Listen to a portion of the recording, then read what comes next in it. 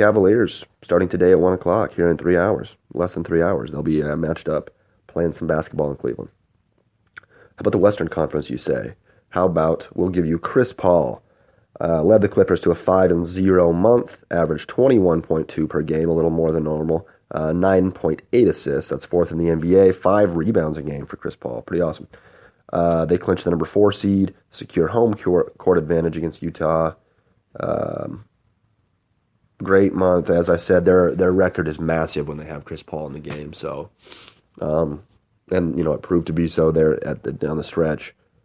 In April and even at the end of March, they played really good. Like I said earlier, they'd won 10 of 12. So, awesome for Chris Paul. He shot 52% from 3-point range. How about that in the month of April? And they will be playing the Jazz, basically, as I already said. That'll be tonight at 8:30 ESPN. And as is somewhat traditional here, we have the coaches of the month, and the coaches of the month are Nate McMillan of the Indiana Pacers in the Eastern Conference, 5-1 record. We just talked about it. The Pacers were third in the NBA in scoring, 115.5, fourth in field goal percentage, and point differential plus 11.7. Only time they lost was a double overtime loss to the Cavs. And then in the Western Conference, you can probably guess, LA, Doc Rivers. Clippers go 5-0, only undefeated team in the month. 7 straight games in the regular season they have won.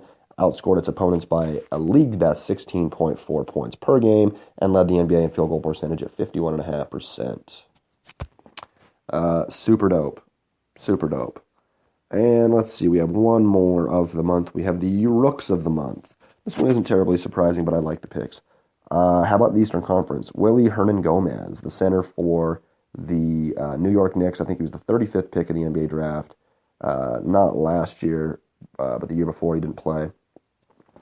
He led all the Eastern Conference Rooks in rebounding, 8.5 per game, 12.5 points per game, 3 assists, 1.17 steals, and shoot about 49%. He's been playing, pretty damn good, honestly. 24 points, 5 assists, 3 steals, 11 rebounds in a loss to the Raptors. Kind of one of the only bright spots there at the end of the season, I thought, for Holiday was looking good too, but Hernangomez was clearly the guy. Hernangomez Porzingis lineup to me is looking pretty damn good for those guys. If they can just get good defenders and another scorer, like if they can get another scorer, like a point guard, maybe a scoring point guard who can pass the shit out of the rock, and then some defenders, good wing defenders who can shoot the 3, that team could win a lot of games. I'll say that. And then how about the Western Conference, you say? Yes. How about Tyler Ulis of the Phoenix Suns, 34th pick in the draft last year.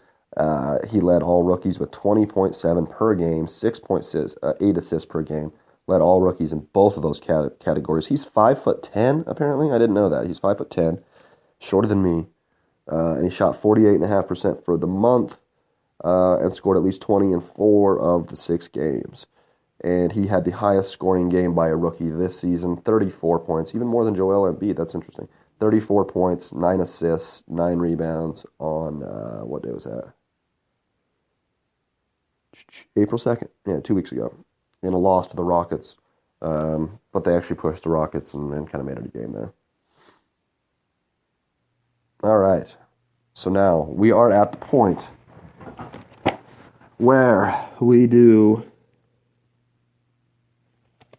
my awards, or we do my All-NBA? All right, let's go All-NBA first.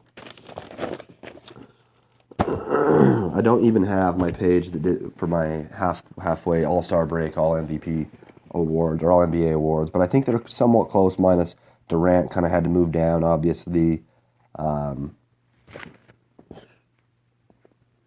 Maybe centers change. Cousins isn't even on this. I think he was my first team before. Now he's not even on it. But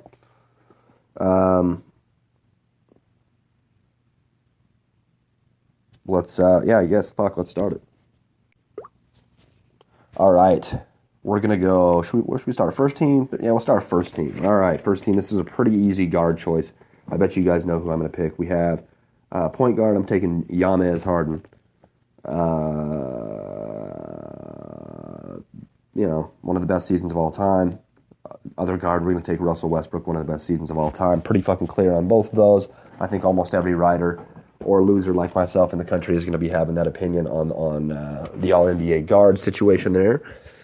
Let's move on to forward. This one is also going to be pretty fucking easy. I think almost everybody's going to agree. We got Kawhi and LeBron. Those are pretty, pretty locked in. The other options are good, but they are, those are the four people being talked about for MVP. Those are the four people that you're going to have in your All-NBA. Almost everybody's going to have those in their All-NBA first team. All right, now center. This is where it gets interesting. Who am I going to take? Cat. Give me Karl Anthony Towns. I don't like that he lost a bunch of games, but you give me the points and the rebounds. Let's take a look at his stats real quick. 25.1 per game, 12.3 rebounds, 2.7 assists. I'd like to see that get up. 0.7 steals, not fantastic. 1.3 blocks, pretty good. I'd like to see that up a little bit too as well. 54% though from the field, 36 per downtown for center, and 83 from the line. Love me some Karl Anthony Towns. Big bastard too, 7 foot, 244. I like that shit. Born in 1995. Good Lord. Getting old. Fuck. All right, that's my All-NBA first team. And actually, that was a late replacement with Cats. I had a different person at first. He's going to be my number 2 now. We'll hear about it here right now. All right, All-NBA Team 2. Point guard. I don't know who's the point guard here, actually. Actually, I do. It's Steph Curry. Of course, the best point guard in the league. Just didn't have quite the season that Harden or Westbrook did, but the back-to-back MVP, not going to be this season, but first unanimous MVP of all time. Had a fantastic season this year. Let's take a look at his stats. So he finishes with 25.3, 4.5 rebounds, which is good for such a scrawny young man. 6.6 on the assists. I'd like to see that go up a little bit. 1.8 on the steals. Shoots 41% from downtown, one of his lowest of his career, and 46.8% from the field, lower than his average. But still one of the best players. I still think he's the best point guard in the league. Probably take him over anybody. Damn good year. All right, how about we move on? The other guard, Isaiah motherfucking Thomas. Little Isaiah led his team to the number 1 record in the Eastern Conference. No other scoring help for the most part on his team. The most points, he averaged the most points per fourth quarter than anybody in like 30 years. By over a point, like by 1.2 or 1.3 points per game, more than anybody has averaged in 30 years. Clutch performance, needless to say. Standing at 5'9", 28.9 per game. I think that's third in the league. 2.7 boards for a 5'9" motherfucker. How about that? 5.9 assists. You would like to see that go up because he does play point. And 0.9 steals. You'd like to see him be a little more scrappy defensively. Definitely not terrific. Shot just 38% from 3-point. Not fantastic. 46 from the field and 90% from the line. 91 from the line. Great season overall for Isaiah. Obviously, he's the leader of the team. He had to step up, and he did. Like his percentages aren't fantastic, his numbers aren't fantastic as far as that, but he has had to be a volume shooter in order for his team to win, and so he has done that, and they have won. They responded with great defensive team. It kind of reminds me a lot of the 01-02 Sixers, or was it the 2000-2001 Sixers? Allen Iverson, and then just a bunch of good defensive players, Mutombo, Aaron McKie, and all that that went on to play the Lakers in the finals. I don't think these guys are going to make the finals. I think there's too much talent, but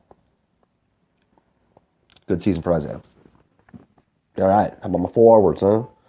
We're going to take, my first forward I'm taking is Giannis, the motherfucking Greek freak in this bitch.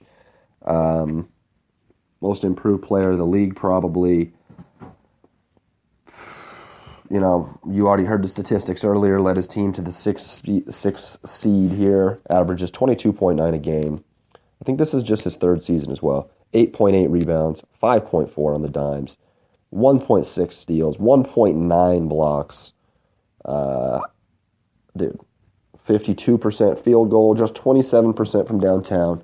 Like to see that raise up. If you could raise that up, he would have, he might be the best player in the league. 77% from the line, nothing too impressive there either. But definitely not a liability. And he's going to be my third forward I select. And my starting, I guess, power forward on the All-NBA second team. And how about my small forward, my scorer? I'll take, from the Bulls, Jimmy Butler. Beast of the earth, great haircut, or is it shitty? I can't tell. Doesn't bother me, really. Dope hairline, I'll tell you that. He finishes with 23.9, 6.2 boards, 5.5 assists, almost 2 steals a game. Great defensive player. His shooting's about the same as Isaiah's, maybe a touch worse than Isaiah's, but definitely a good rim scorer. Fucking, and obviously a great defensive player, great teammate here, helps his team win, got them into the 8th seed when it looked like they weren't going to do so, and he is my other forward for my All-NBA team too. Alrighty. How about my center? Y'all know it's a replace. I'm taking the motherfucking Stifle Tower. Give me Rudy Gobert. Second team All-NBA. Let's look up the stats. Rudy Gobert getting snubbed on the motherfucking All-Star ballot. I tell you what. Standing at 7'1", 245 pounds. He's from the year of our Lord 1992. And he averaged 14 a game on the dot. 12.8 rebounds. I think that was like third in the league. Over 1 assist. So that's dope. And 2.6 blocks per game. I'm pretty sure that was first in the league. Swatting the shit out of everybody. Shoots 66%. Makes 2/3 of his field goals. Obviously, top 5 in the league. Shooting better than he shoots his free throws. But he's still 65%, so he's not nearly as bad as like a DeAndre or something like that. Towards the end of the season, he started to score more. I mean, he put up like 28 and like 20-something in like one of their last games of the season. Looking like he even had like some dribbles and it's like some handles and shit like that. I don't know where that came from, but Rudy Gobert basically is my boy. He was actually the person I was going to have for my All-NBA Team 1. The best defensive center in the league. Top 3 defensive player in the league. But at the end of the day, I'll take Cat over him. Give me Rudy Gobert, All-NBA, Team Deuces. All right, we go to Team motherfucking 3. This one was actually the hardest one to pick because there was a lot of people that you could put in there. We'll go point guard John Wall. Fucking fantastic season. Led the Warriors at one point to the number 2 seed, but they finished number 4. My favorite player to watch in the NBA is John Wall right now, even over, what's his name, from Oklahoma City. But let's take a look at his statistics. He has 23.1 a game, 4 rebounds a game, 10.7 assists, 2 steals, one of the better steal guys in the league. 45%, 32 from downtown. He definitely needs to increase that, and 80% from the line. Definitely needs to increase that for a point guard. But he's fast. He's the fastest player in the league as far as with the ball in his hands. He's ridiculous. Oh, excuse me. Russ is probably second, but I think he's actually faster than Russell Westbrook. Look up John Wall highlights 2017 on YouTube. He schools the shit out of people. It's ridiculous. No one can stay in front of him. He's actually big too. He's big like Russ. He's like basically the same size. Probably not as buff as Russ is, but let's actually take a look because they're right here next to each other. Wall 6'4", 210. Russ 6'3", 200. So there you go. Let's see, how old's Wall? 26, and Russ is 26 also, right? 28. Okay. Yeah, that's my man for point guard, All-NBA Team 3. How about shooting guard, you might ask? Do you have a shooting guard, you might ask? Well, I do. And I'm going to take from the Toronto Raptors. This one, you could have went, this is where it gets, and honestly, with either of these picks, you could have put in like a Kyle Lowry. There's many guards you could have put in here. There's so many fucking guards that played well.